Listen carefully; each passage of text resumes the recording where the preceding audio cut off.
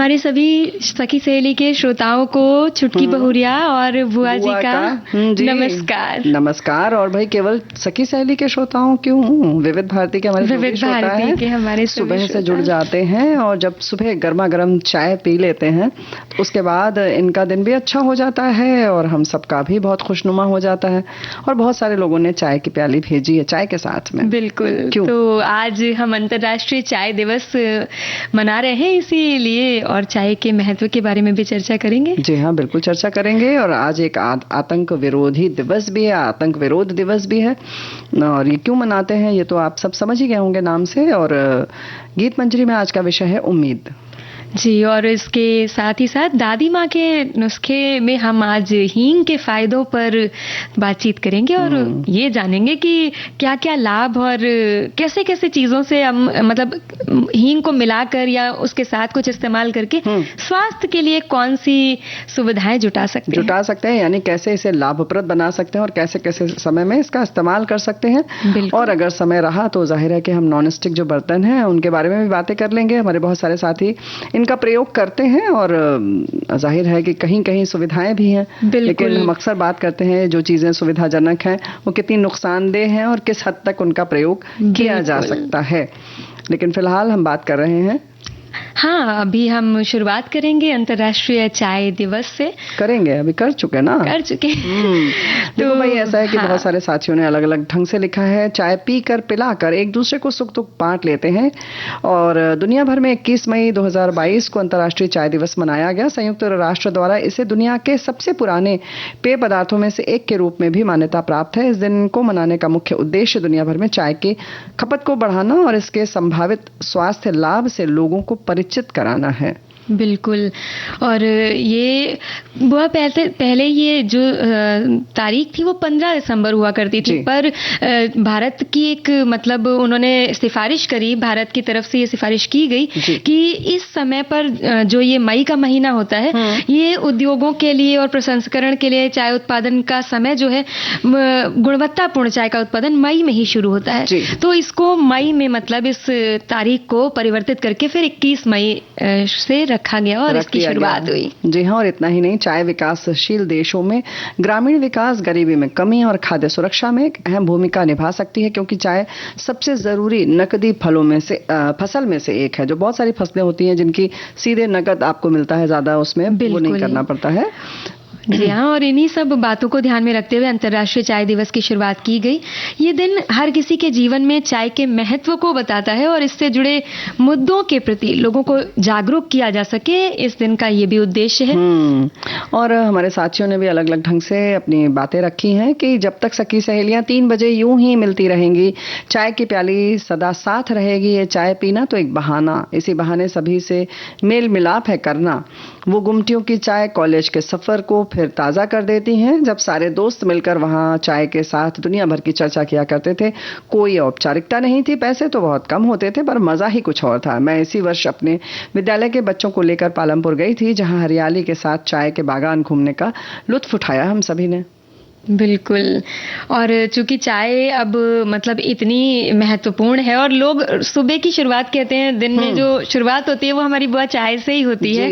हालांकि कई सारे रिसर्च और डॉक्टर्स का ये भी कहना है कि सुबह सुबह खाली पेट चाय नहीं पीनी चाहिए, स्वास्थ्य पर हानिकारक प्रभाव पड़ता है। तो 2 बिस्किट खा तो लेते हैं। हाँ तो वही मतलब कि खाली पेट ना पिए। और दूसरा ये भी है कि चाय के साथ जो अगर हम लोग कुछ खाते हैं, बहुत ज्यादा देखा जाता है ना कि जिस बर्तन में हम चाय बनाते हैं कई बार उसी बर्तन में लगातार बनती रहती है और वो जब ज्यादा उबाली जाती है तो उसका जो स्वाद है थोड़ा कसैला सा हम लोगों को लगने लगता है। तो उसका कारण वही है कि जो उसमें टॉक्सिन्स बनने लगते हैं और वो हमारे शरीर को नुकसान भी पहुंचाते हैं। तो कुल मिलाकर ये है कि आप इस तरीके से बार बार न बनाएं उसमें चाय एक ही बर्तन में, और बहुत ज्यादा उसको उबालें नहीं। तो कुछ कुल मिलाकर वो इस तरीके से जो हम भय एक बना रखा है कि बहुत ज़्यादा नुकसानदेह है, तो वो नहीं होता है। चाय के बिना कुछ लोगों की नींद नहीं खुलती, तो कई लोगों का पूरा दिन ही चाय की चुस्कियों के साथ गुजरता है। बारिश में पकौड़ों के साथ वाली चाय, दोस्तों के संग कैंटीन की चाय, सर्दियों की रामबाण अदरक वाली चाय, और न जाने ऐसी कितनी ही यादें चाय की छोटी सी प्याली से जुड़ी हैं। और चाय दिवस पर विशेष बधाई लिख रहे हैं। और अक्सर तन्हाइयों में गुजर जाया करती हैं शामें मेरी, अक्सर तन्हाई में गुजर जाया करती हैं शामें मेरी, दिल कहता है काश कोई शाम की चाय पर बुला ले मुझे। बिल्कुल। और बुआ हमारे एक साथी हैं, उन्होंने तो बड़ा ही मतलब जैसे काफिया सा जोड़ते हुए लिखा है कि हम उम्मीद करते हैं आज गीत मंजरी में उम्मीद से भरे गीत सुनने को मिलेंगे, और ये भी उम्मीद रखते हैं कि अंतर्राष्ट्रीय चाय दिवस पर चाय पर चर्चा जरूर होगी। साथ में सभी श्रोता मित्रों को चाय पान भी करवाया जाएगा। चाय से दिन और रात, चाय से सुबह और शाम, चाय से कल और आज, चाय की चुस्की से हर आदमी और इंसान गुलाम। आदमी को चाहिए चाय से जुड़कर रहे, कौन जाने किस घड़ी चाय ना पीने से बदले खुद का मिजाज। बात सही है। और परिचित मित्र परिवार की दुकान खुली चाय की, बहुत दिनों से कह रहे थे आइए हमारे दुकान पर चाय पिलाएंगे। हम उनकी दुकान पर गए, घर में चाय पिलाई, उनकी दुकान पर हम चाय खरीद कर ले आए। इसी चाय दिवस और चाय टेस्टिंग में सुबह से लेकर अभी तक हम 5 बार चाय पी चुके हैं। भाई ये चाय, इन्होंने लिखा है ब्रैकेट में ये चाह, ब्रैकेट में इतने चाय है। चाय के शौकीन को चाह हमेशा बरकरार रहे, चाय पी नहीं जाती, ये मिलने संबंध जोड़ने का एक जरिया भी है। मीठी खुशबूदार चाय दिवस की हार्दिक शुभकामनाएं। बिल्कुल बुआ। और उसके साथ साथ पता है चाय सिर्फ ये जानकारियां नहीं, कुछ ऐसे रोचक तथ्य भी जुड़े हुए हैं चाय पीने से लेकर के चाय। लेकिन उससे पहले क्या गीत एक सुन लिया जाए? बिल्कुल।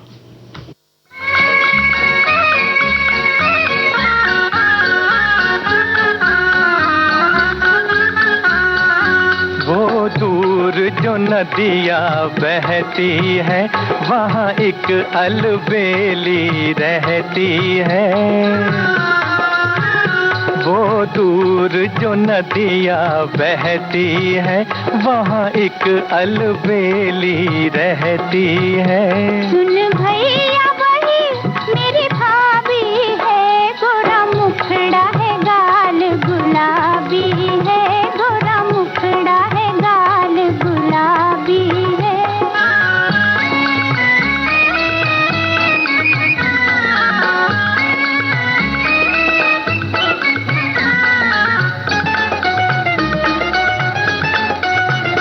देखो उस पीपल के नीचे कोई मस्त खड़ा है अखियां मीचे। हो देखो उस पीपल के नीचे कोई मस्त खड़ा है अखियां मीचे। मत देख उठा के ले जाएगा, तुझे अपना बना के ले जाएगा, तुझे अपना बना के ले जाएगा।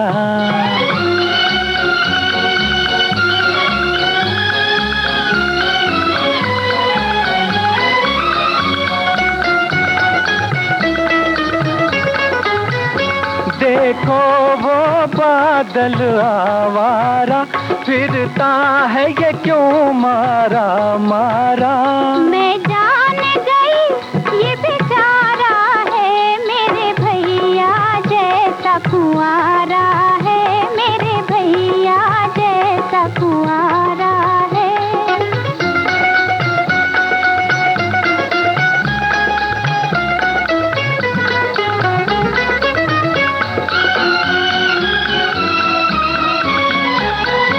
वो पंछी जो उड़ता जाता है, मीठी धुन में कुछ गाता है। कहता है तू भी घर जाएगी, फिर भैया को याद न आएगी, फिर भैया को याद न आएगी।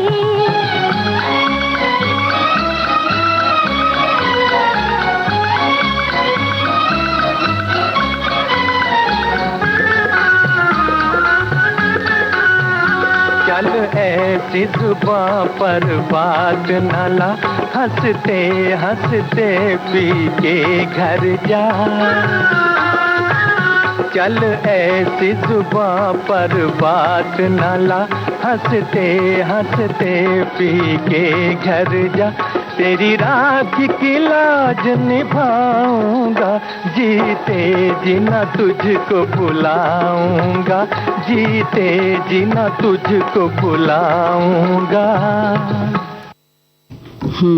तो मतलब कुल मिलाकर यही है कि चाय जो है वो सिर्फ एक मिलने का बहाना है और बाकी चीज़ें तो है ही। और जैसे कहीं ना कहीं बहुरिया ऐसा नहीं लगता कि कोई आता है और चाय ऐसे पूछते हैं जैसे लगता है कि हम पानी पूछ रहे हैं। बिल्कुल। अगर नहीं पिए तो कितनी दिक्कत लगती है और हर आदमी ऐसे असमंजस में आ जाता है कि अब इनको पिलाया क्या जाए, क्या दिया जाए। हाँ, कि मतलब जैसे जो कोई मना कर देता है ना वो कि नहीं हम चाय नहीं पीते हैं। हाँ, तो ऐसा लगता है कि अब क्या किया जाए, अब बिल्कुल धर्म संकट हो जाता है। तो भाई अब ये भी नहीं कह सकते कि अगर आप नहीं पीते हैं लेकिन दूसरे का दिल रखने के लिए पी लीजिए, नहीं वो तो अलग है। और हमारे एक साथी हैं, उन्होंने लिखा है कि सिर दर्द हो तो इलायची वाली चाय, जुकाम में अदरक वाली, पेट दुखे तो तुलसी वाली, जी मिसले तो लौंग वाली, जाने कब और कैसे चाय दवा हो गई हर बीमारी की।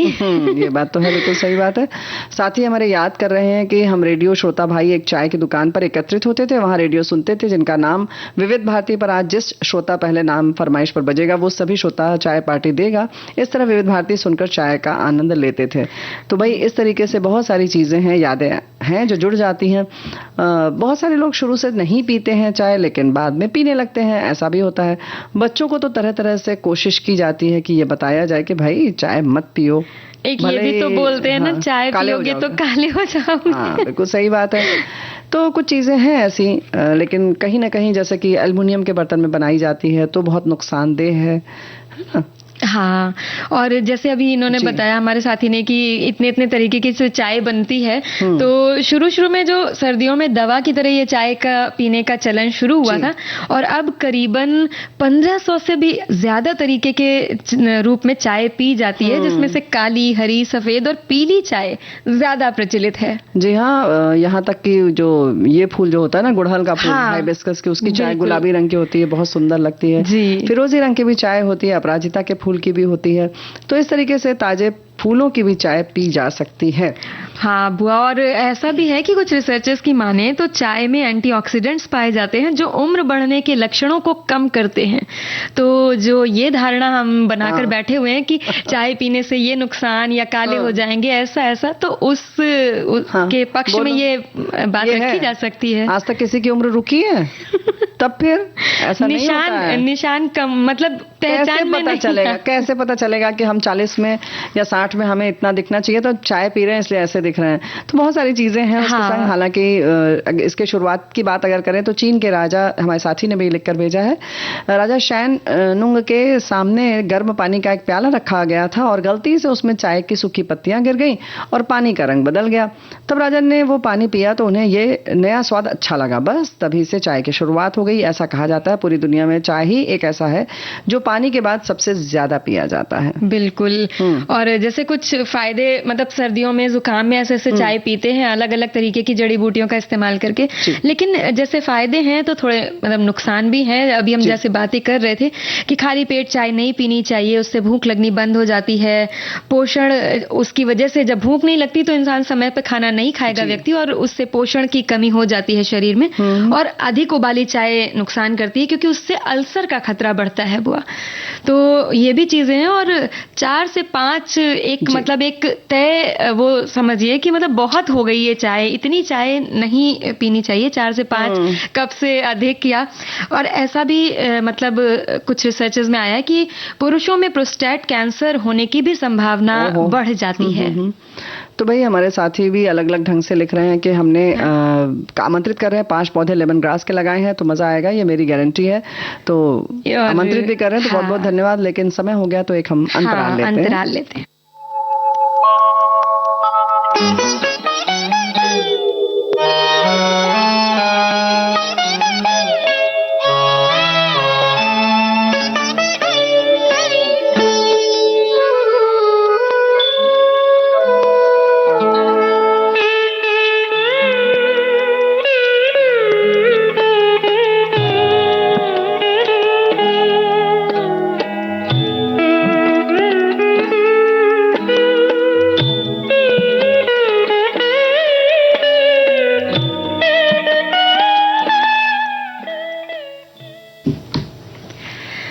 हाँ, और हम अभी तक अंतर्राष्ट्रीय चाय दिवस की बात कर रहे थे, लेकिन अब बात कर लेते हैं आतंकवाद विरोधी दिवस की। जी। तो आज के दिन यानी 21 मई को हमारे देश में आतंकवाद विरोधी दिवस के रूप में इस दिन को मनाया जाता है। और वैसे भी आज दुनिया जिन समस्याओं का सामना कर रही है, उनमें सबसे बड़ी और अहम समस्या के तौर पर आतंकवाद को देखा जाता है। बुआ जी हाँ, बिल्कुल। और बार बार जब हम लोग बात करते हैं तो शांति की बात करते हैं, प्रेम से रहने की बात करते हैं, तो जाहिर है कि ऐसे में आतंकवाद जो है वो बहुत विरोधी हो जाता है, यानी कि शांति के प्रति एक तरीके से नकारात्मक पहलू है उसका। तो इसको दूर ही रखना ठीक है, और इसके लिए ये भी ज़रूरी है कि हम समझें कि आतंकवाद है क्या। आतंकवाद के विरोध दिवस पर साहिर साहब की कुछ लाइन हमारे साथी ने लिखा है, बरतरी के सबूत की खातिर खून बहाना ही क्या ज़रूरी है, घर की तारीकियां मिटाने को घर जलाना ही क्या ज़रूरी है, जंग के और भी तो मैदान हैं, सिर्फ मैदान किश्त ओ खून ही नहीं, हासिल ज़िंदगी खिरत भी है, हासिल ज़िंदगी जुनून ही नहीं। आओ इस तीरा बख्त दुनिया में, आओ इस तीरा बख्त दुनिया में फ़िक्र की रोशनी को आम करें, अमन को जिनसे तकफियत पहुँचे, ऐसी जंगों का एहतमाम करें। तो बिल्कुल सही बात है, अमन में हमारे जो मतलब सुकून हो, अपने अमन चैन से हम रह सकें, पूरे आवाम जो है हमारी खुश रहे, ऐसी कोशिश होनी चाहिए। और ये जो समस्या है इसको दूर करने के लिए मकसद जो है वो तो सभी समझ रहे हैं कि आतंकवाद में जो समाज विरोधी जो काम होते हैं वो लोगों को पता चले और ख़ुद भी समझ में आए कि हम क्या गलत कर रहे हैं। और कहीं कहीं अगर आपको समझ में आ रहा है, कोई व्यक्ति सशंकित दिख रहा है, तो जाहिर है कि उसकी सूचना पुलिस में दें, सरकार को दें, इस तरह से सरकार को मदद मिले। क्योंकि हम सोचते हैं कि सरकार क्या कर रही है, अक्सर हम यही सोचते हैं शासन प्रशासन क्या कर रहा है। तो भाई इसमें कहीं ना कहीं हमारी भी जिम्मेदारी है। तो राष्ट्र हित में इसको रोकना, इसको कम करना बहुत जरूरी है। और बुआ इस दिन का उद्देश्य भी यही है कि लोगों को जागरूक किया जा सके कि इसके जो प्रतिकूल प्रभाव होते हैं जो राष्ट्रीय हित पर पड़ते हैं, या आम जनजीवन को जो परेशानी होती है, लोग जो हिंसा का शिकार होते हैं, परिवार बिखर जाते हैं, समस्याएं होती हैं, तो इनके बारे में लोग जागरूक हो सके और भ्रमित ना होते हुए ये संदेश फैलाएं कि शांति और मानवता ही जीवन का उद्देश्य होना चाहिए, और आतंकी संगठनों या गुटों में शामिल ना हो, उसके लिए भी लोगों को जागरूक करने के लिए इस दिन पर कई सारे सेमिनार्स, वेबिनार्स ये सब भी होते हैं, और कई सारे वाद विवाद प्रतियोगिताएं भी कराई जाती हैं स्कूलों में। स्कूलों में से देखो नींव पड़ती ही है, और बच्चे किस तरह से तर्क और मतलब उसके पक्ष में विपक्ष में अपनी बातें रखते हैं।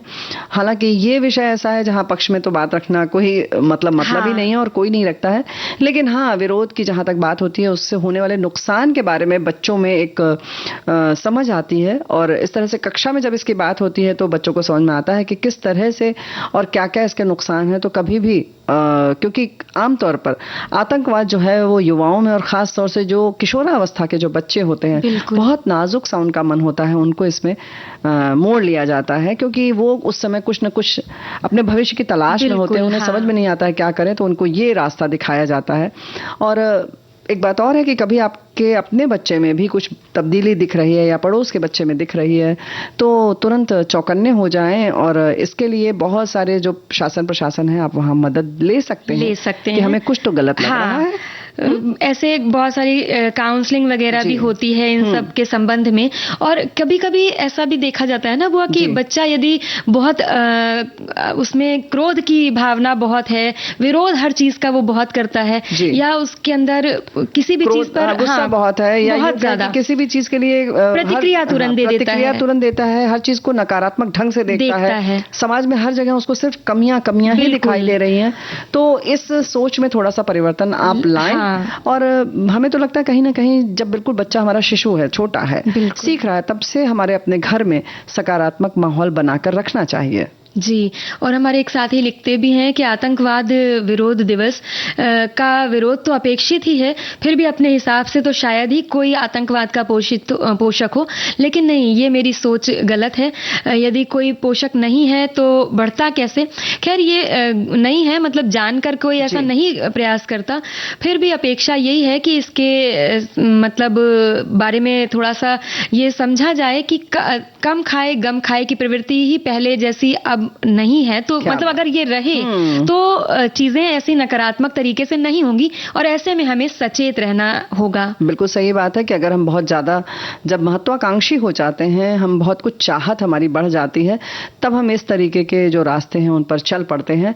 आतंकवाद के इस जघन्य कृत्य के जवाब में हमारे साथी लिख रहे हैं कि इन्होंने समय बताया है कि 1991 की जो दुखद घटना के बारे में लिखा है कि पूर्व प्रधानमंत्री राजीव गांधी जी की तमिलनाडु के श्रीपेरम्बदूर में एक चुनावी रैली के दौरान हत्या कर दी गई, और वही उन्होंने लिखा है कि इसी के विरोधी दिवस के रूप में मनाने का फैसला लिया गया। इसका उद्देश्य आतंकवाद के विनाशकारी परिणामों के बारे में जागरूकता बढ़ाना और इस वैश्विक खतरे का सामना करने में एकता और लचीलापन को बढ़ावा देना है। ये बहुत महत्वपूर्ण बात है। जब हम किसी भी विचारधारा में बहुत जड़ता आ जाती है और हम मान लेते हैं कि यही सही है और कहीं पर भी लचीलापन नहीं रहता, विनम्रता नहीं रहती है, तो कहीं ना कहीं ये तत्व आ जाते हैं। तो बेहतर है कि इन सब चीज़ों से दूर रहा जाए, विनम्रता लाएं, अपने व्यवहार में सौम्यता लाएं और कहीं ना कहीं सामंजस्य बनाने की कोशिश करें, तो एक अच्छे समाज की स्थापना होगी। और एक अच्छा गीत अगर आप सुनवा देंगे तो कार्यक्रम जो है वो और अच्छा हो जाएगा।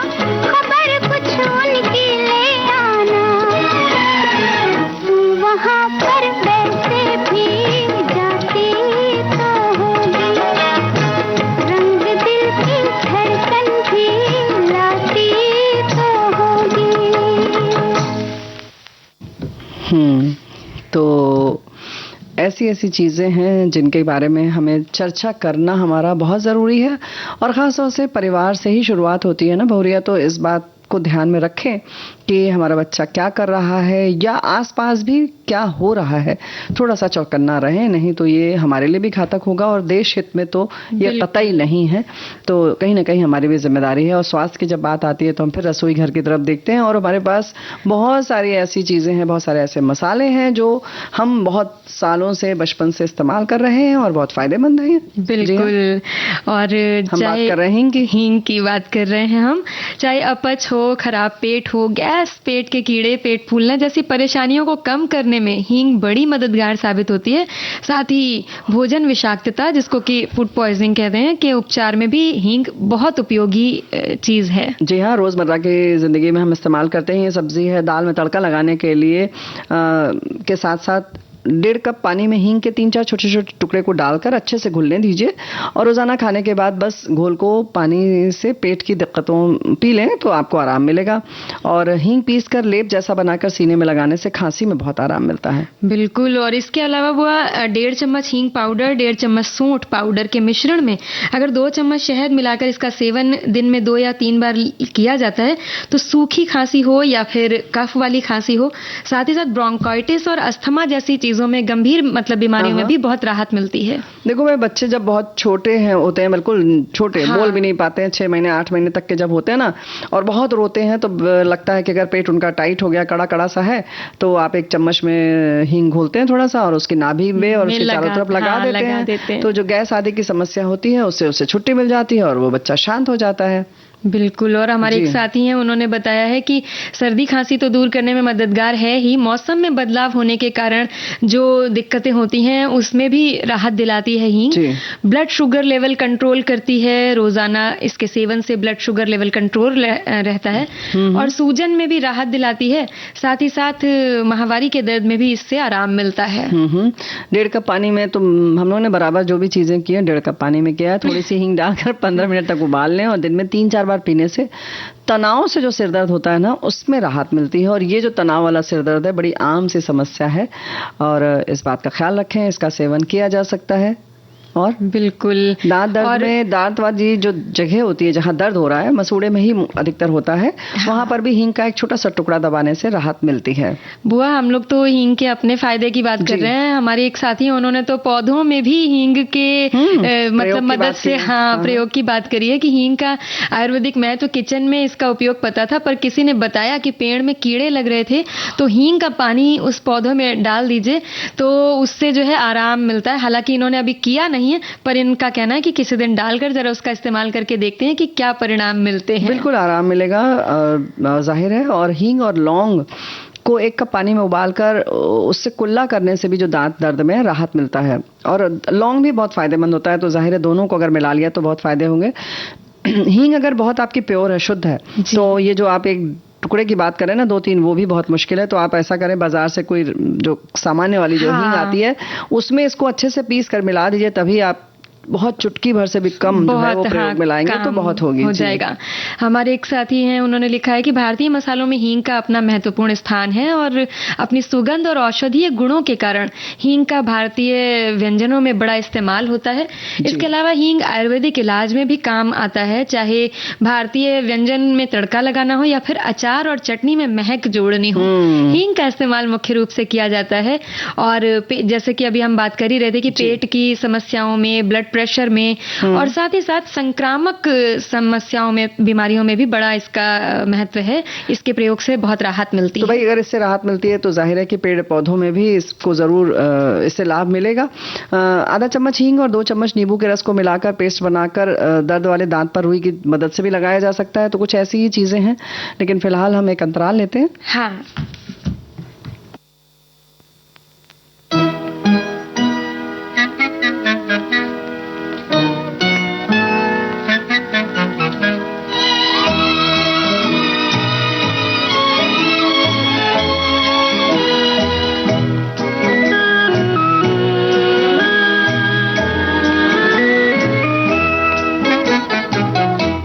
छुपा कर मेरी आंखों को वो पूछे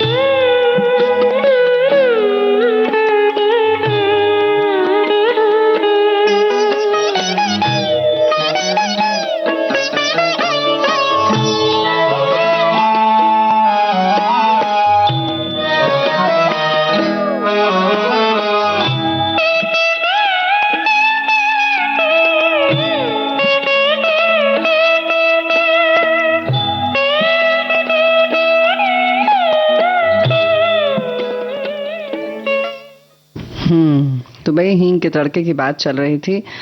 बाकी दांत दर्द, तनाव सबकी बात हो गई, लेकिन कान दर्द में भी इससे लाभ मिलता है।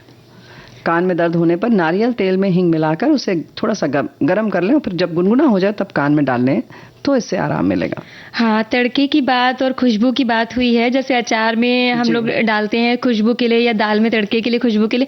पर एक और चीज़ है जो बहुत सब पसंद करते हैं, और उसमें आजकल हींग का पानी बहुत ज़्यादा प्रचलित हुआ है और पसंद भी किया जा रहा है बुआ। तो पहले भी पड़ता था पानी पूरी के लिए बात कर रही हो, तुम गोलगप्पे की बात कर रही हो, तो पहले भी भाई अगर आम का या पुदीने का पानी भी होता है तो उसमें हींग तो सब में डाला ही जाता है, डालते हैं। पाचन के लिए ये बेहतरीन मसाला है, तो इसका प्रयोग खूब करें।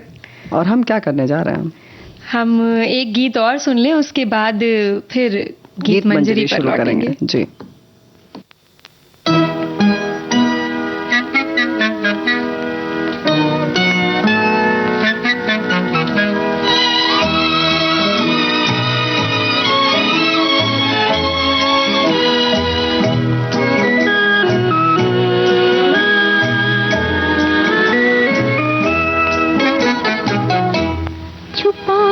मेरी आँखों को वो पूछे कौन है जी हम, मैं कैसे नाम लूं उनका जो दिल में रहते हैं हरदम।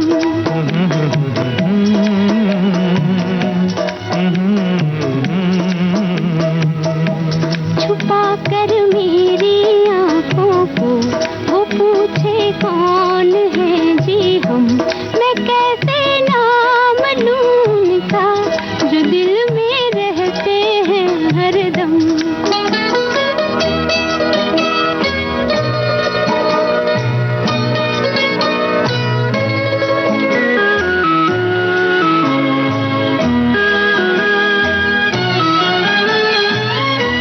न जब तक देख ले वो दिल तो कैसे दोबारा आए,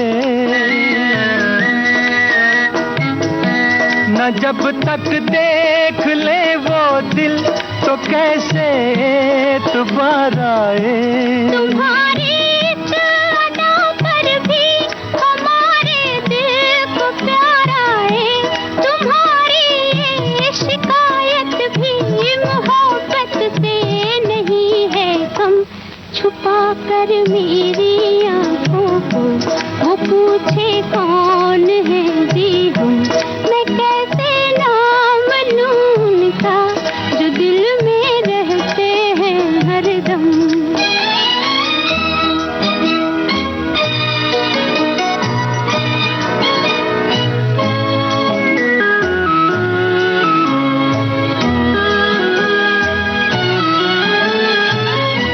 नहीं हम यूं न मानेंगे तो कैसे तुमको समझाएं,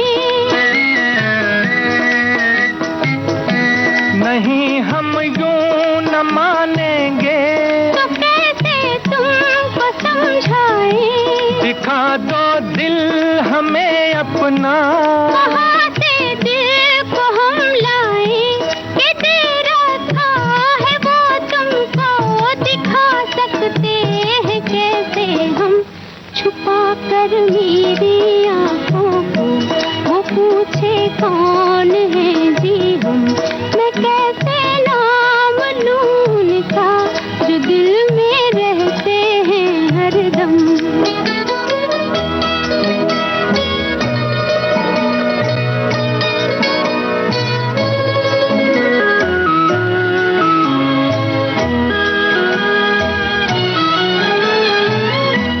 दिया था किस लिए बोलो, अमानत ही तुम्हारी थी,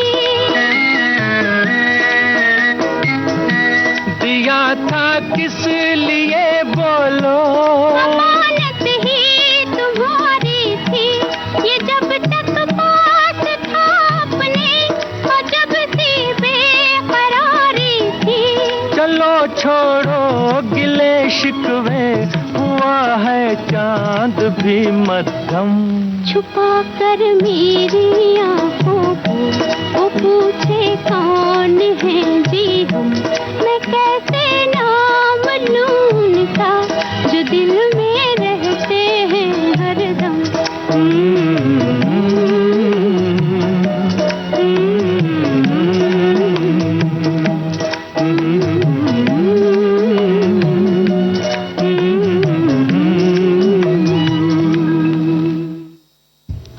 गीत मंजरी में आज का विषय है उम्मीद। उम्मीद उम्मीद इस एक शब्द पर न जाने क्या कुछ टिका होता है। कहने के लिए मात्र एक शब्द है, इस पे टिकी है हमारी इच्छाएं, आकांक्षाएं, सब इस एक शब्द के इर्द गिर्द ही तो फिरती हैं। उम्मीद दरअसल कहीं ना कहीं जिंदगी के मुश्किल रास्तों का सहारा होती है। अंधेरे सुनसान रास्तों पर रोशनी की एक किरण के जैसे ये एहसास दिलाती है, अभी सब कुछ खत्म नहीं हुआ, अभी कुछ बाकी है। चल के तुझे मैं लेके चलूं एक ऐसे गगन के तले, जहां गम भी न हो आंसू भी न हो, बस प्यार ही प्यार पले। चल के तुझे मैं लेके चलूं एक ऐसे गगन के तले, जहां गम भी न हो आंसू भी न हो, बस प्यार ही प्यार पले, एक ऐसे गगन के तले।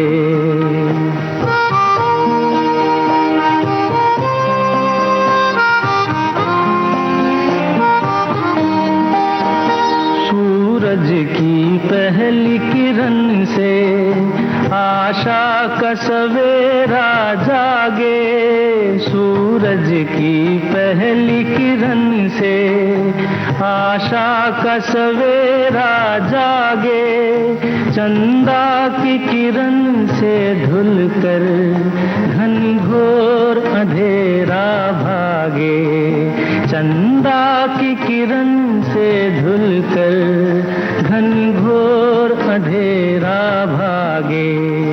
कभी धूप खिले कभी छाँव मिले, लंबी सी डगर न खले, जहाँ गम भी न हो आंसू भी न हो, बस प्यार ही प्यार पले, एक ऐसे गगन के तले।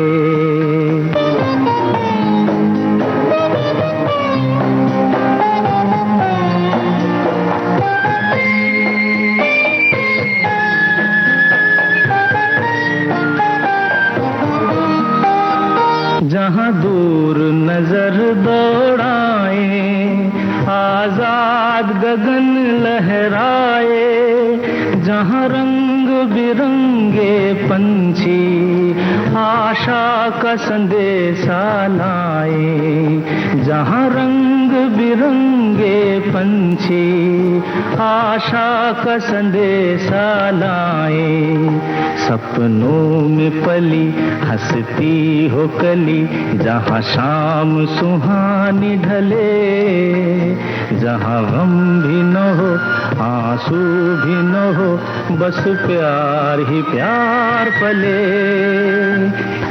चल के तुझे मैं लेके चलूं एक ऐसे गगन के तले, जहाँ गम भी न हो आंसू भी न हो, बस प्यार ही प्यार पले, एक ऐसे गगन के तले, एक ऐसे गगन के तले। प्यार का पलना उम्मीद बांध देता है।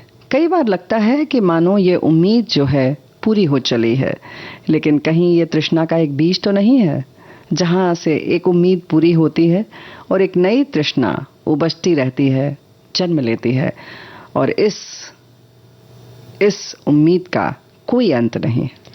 कई दफा लगता है कि ये उम्मीदें, ये आशाएं जैसे यही जिंदगी में तकलीफों की वजह है, पर फिर अगली ही दफा यही उम्मीद ही तो है जो गहराते अंधेरों से भी बाहर निकाल लाती है।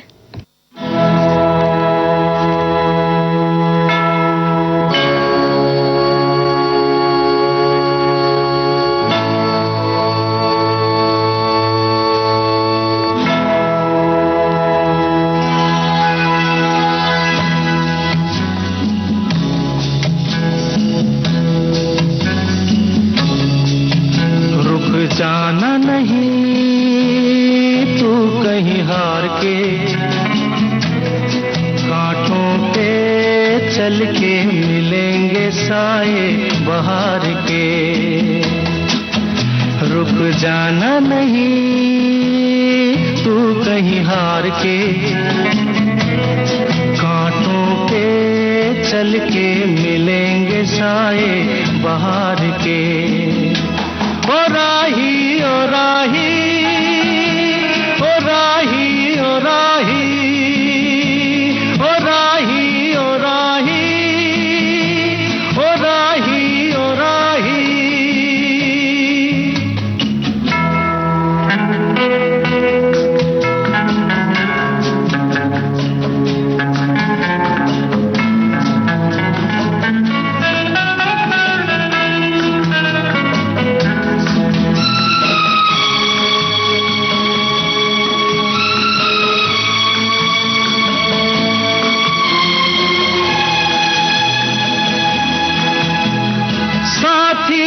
कारवां है ये तेरा इम्तिहान है, साथी न कारवां है ये तेरा इम्तिहान है। यूं ही चला चल दिल के सहारे, करती है मंजिल तुझको इशारे। कहीं कोई रोक नहीं ले तुझको पुकार के। ओ राही ओ राही ओ राही ओ राही। रुक जाना नहीं तू कहीं हार के, कांटों पे चल के मिलेंगे साए बहार के। ओ राही ओ राही ओ राही ओ राही ओ राही ओ राही ओ राही ओ राही।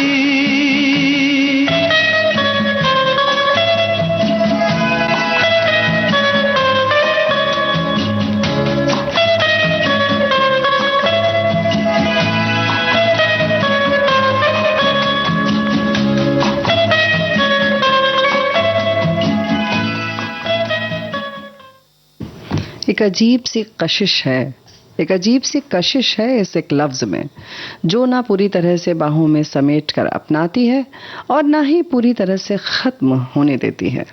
उम्मीद, इसे सपनों की तस्वीर में रंग भरने की तदबीर कहें या फिर ख्वाबों का कहकशा। इस एक लफ्ज में इतनी ताकत है जो किसी भी मुश्किल से पार पाने की हिम्मत देती है।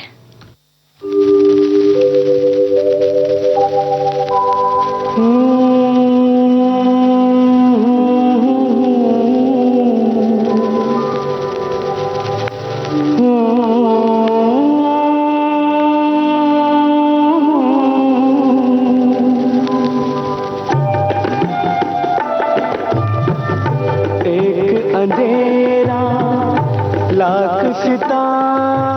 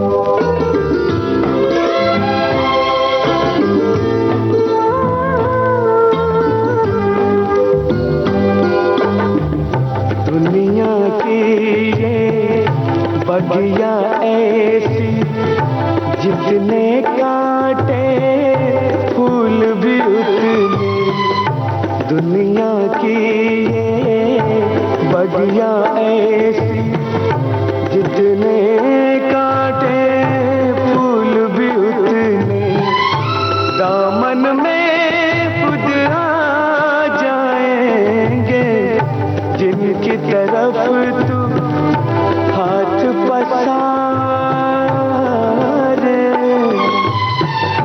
एक अंधेरा लाख सितारे।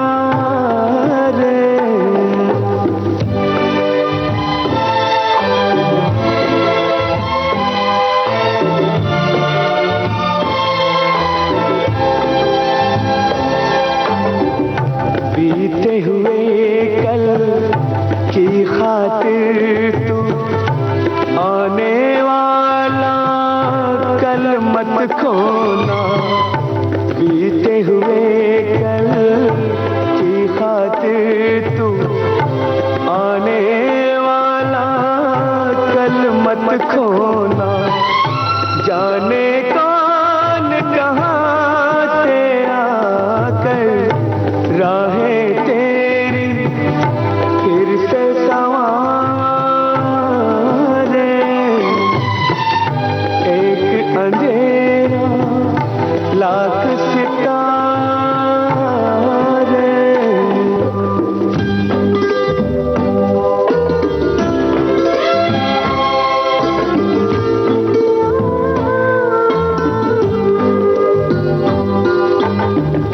दुख से अगर पहचान न हो तो कैसा सुख और कैसी खुशियाँ। दुख से अगर पहचान न हो तो कैसा सुख और कैसी खुशियाँ। तूफानों से लड़ कर ही तो लगते हैं साहिल कितने प्यारे। एक अंधेरा लाख सितारे। एक निराशा लाख सहारे। सबसे बड़ी सौगात है जीवन, नादा है जो जीवन से हारे। एक अंधेरा लाख सितारे। कहते हैं कि डूबते को तिनके का सहारा। इस सहारे में न जाने कितनी उम्मीदें छुपी होती हैं। मानो स्याह रात में सूरज का एक चमकता हुआ सूरज, और इसी उम्मीद में छिपा होता है वो सहारा, वो भरोसा जिसकी डोर की एक छोर पकड़कर हमारे जीवन की धारा आगे चलने लगती है, बह निकलती है, आगे बढ़ती रहती है। इंसान जिंदगी की राहों में कई बार घबराकर थकने लगता है, सफर को अधूरा छोड़कर बैठ जाना चाहता है, मगर कहीं कभी अगर एक हल्की सी रोशनी भी दिख जाती है तो सफर अंधेरी रास्तों में भी खत्म नहीं होता, क्योंकि उम्मीद जिंदगी का दूसरा नाम है। बड़े से बड़ी तकलीफें, बड़ी से बड़ी मुश्किलें इस एक लफ्ज के आगे बौनी नजर आती हैं।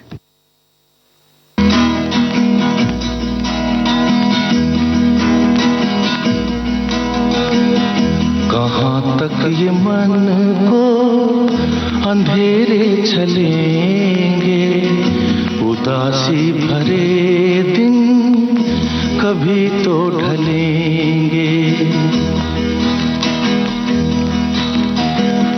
कहाँ तक ये मन को अंधेरे चलेंगे, उदासी भरे दिन कभी तो ढलेंगे।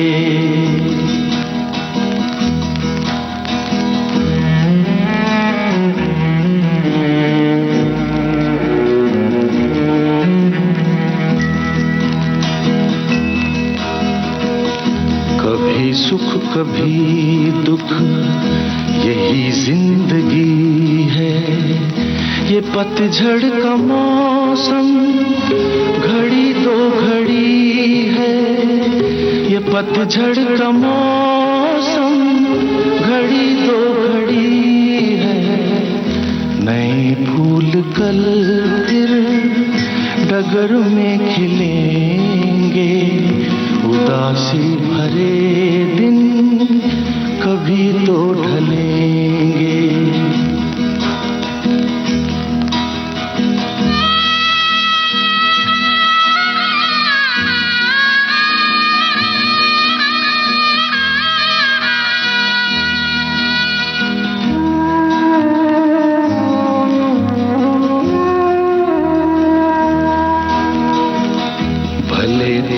कितना हवा का हो झोंका, मगर अपने मन में तू रख ये भरोसा, मगर अपने मन में तू रख ये भरोसा, जो बिछड़े सफर में तुझे फिर मिलेंगे, उदासी भरे दिन कभी तो ढलेंगे।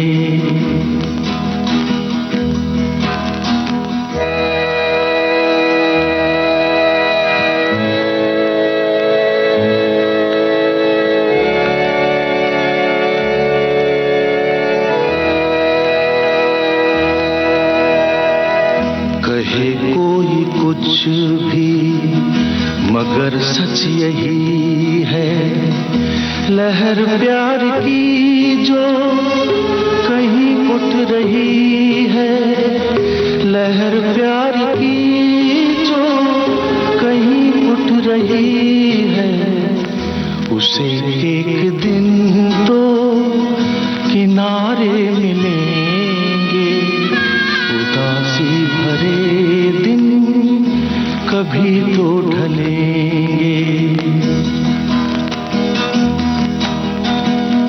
कहाँ तक ये मन को अंधेरे चलेंगे। उम्मीद का दामन अगर साथ में हो तो ये सब अंधेरे वंधेरे छल नहीं सकते, लेकिन हाँ थोड़ी सी हमें एहतियात बरतनी बहुत ज़रूरी है, सजग रहना बहुत ज़रूरी है। और हम बात कर रहे हैं अपने स्वास्थ्य की और नॉन स्टिक बर्तन की। बिल्कुल बुआ। और क्योंकि नॉन स्टिक बर्तन को बनाने में जो सिंथेटिक पॉलीमर यूज होता है, इस्तेमाल किया जाता है, उसकी वजह से जब तेज आंच पर खाना पकाने की मतलब प्रक्रिया की जाती है तो इससे एक हानिकारक धुआं निकलता है, उसमें हानिकारक केमिकल्स होते हैं, जिसकी वजह से हृदय रोगों और कहते हैं कि इनफर्टिलिटी जैसी बीमारियों का खतरा बढ़ जाता है। तो टेफ्लॉन कोटिंग वाले जो नॉन स्टिक बर्तन होते हैं, ये कहीं ना कहीं जो प्रक्रिया होती है पकाने की उसमें छूटते हैं और हमारे शरीर में वो जाते हैं, तो समझ लीजिए कि किस तरीके से दिक्कत होती है।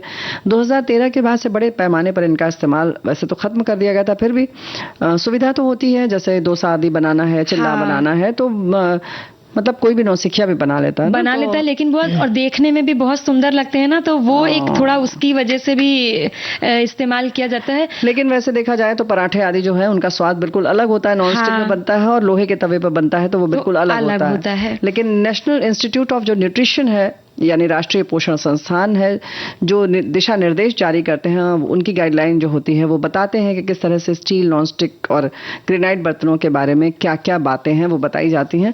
लेकिन सामान्य तौर पर हमको ये समझना होगा कि अब वैसे भी जब जलता है तो उसकी जो महक आती है वो कितनी अलग तरीके की होती है। और लगातार नॉन स्टिक बर्तनों में खाना पकाने से और उसे खाते रहने से शरीर में लौह तत्व की कमी हो जाती है, जिससे एनीमिया होने की भी संभावना बढ़ जाती है। इसके अलावा किडनी की समस्याएं, कभी कभी कॉग्निटिव डिसऑर्डर भी देखा गया है, जो कि एक प्रकार की दिमागी समस्या है, ये भी हो सकती है। और प्रतिरोधक क्षमता में कमी आती है, इसकी वजह से संक्रामक रोगों के होने की संभावना बहुत अधिक बढ़ जाती है। तो देखो भाई, वैसे हमारे साथी लिख रहे हैं कि मॉड्यूलर किचन है तो लोग सिर्फ स्मार्ट किचन नहीं चाहते बल्कि स्मार्ट कुकिंग भी कर रहे हैं। दरअसल लोग अपनी सेहत को लेकर जागरूक हो रहे हैं। वैसे तो कोशिश करते हैं कि वे खाने में कम तेल मसालों का प्रयोग करें। इसी बात को ध्यान में रखते हुए लोग नॉन स्टिक बर्तनों को अपने किचन का हिस्सा बना रहे हैं।